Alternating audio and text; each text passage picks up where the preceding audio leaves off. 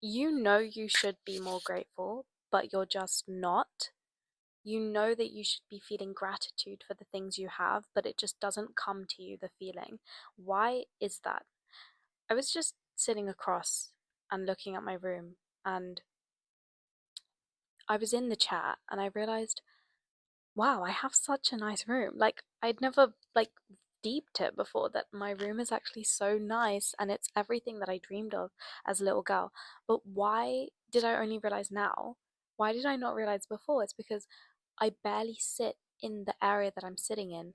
And the area that I'm sitting in is in the corner of my room, and you can see the whole room when you look at it. And I realized, wow, it really does depend what facilitates your appreciation for something. Like, having this chat, if I didn't sit in this exact spot, if I didn't make it easy for me to see everything, then I wouldn't be able to appreciate as deeply that I actually have something that I've always wanted. And this is what I want to touch on, because gratitude is not a mindset, it's a system. It is a system that if you once see, you'll never ever feel like again that you're not grateful or that you need to force yourself to be grateful, because gratitude is such a natural emotion and it should be so normalized in your day-to-day life. So the first thing that I want you to ask yourself is, what facilitators are there in your life that make it easy for you to see the things that you should be grateful for? So, like, maybe you should put a chair in your room, or you should change the lighting, you know, things like that, to really appreciate the things that you want to appreciate. Or, like, if you take a specific walk out of your house, maybe try a different walk that direction, and then it will cause you to look back at your house more often. I don't know, the angle of the walk or something. And then you'll realize that your house is actually so nice. But if you're always in your house, you'll never actually see your house. Do you know what I mean? The brain strives on contrast. The brain strives on difference, not what it is already used to. If you're blinded by the sun constantly, you won't be able to see anything else. That is the same with every concept in life. If you are always surrounded by riches, if you're always surrounded by anything, be that anything, it will become your baseline level. That is how neurology works. That is how your dopamine levels work. It always becomes your baseline. So if you want to be appreciative for something, create contrast, intentional contrast.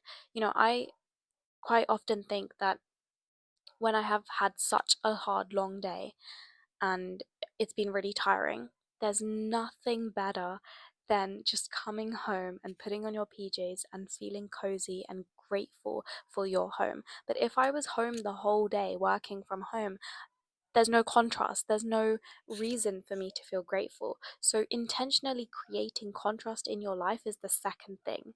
The first thing was facilitating it, the second thing is contrast, the third thing is meaning.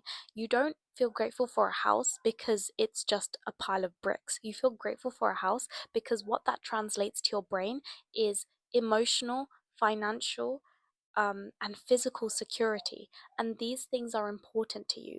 They make you feel safe, they make you feel warm. So actually hone down, why should I feel grateful for this thing? What emotion does this hold in order for me to actually put value into it?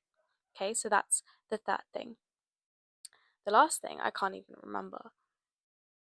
But the last thing is, oh yeah, your attention. Your attention.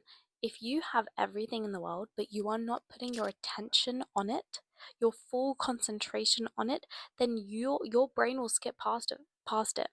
I realized there's been times, and try this out, try this whenever you remember to. I realized there's been times where I'll be listening to a song, or I'll have, or I'll be on a walk, and I forget to look at the colors of the leaves, and I forget to look at how blue the sky is. And when I suddenly put attention on it, everything magnifies, everything becomes clearer. The sky looks, I can't explain it to you, more bright.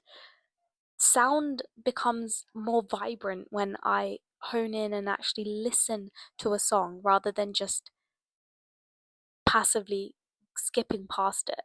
So putting attention on whatever you want to be grateful for makes such a big difference. This could be in the form of, just putting attention onto it.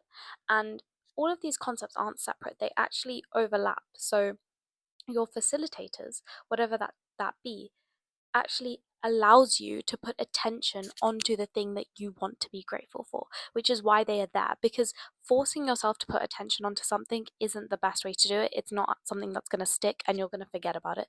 But if you have systems built in place that make it easy for you to put attention on something, such as taking a different route home or sitting in a chair in the corner of your room, then do it.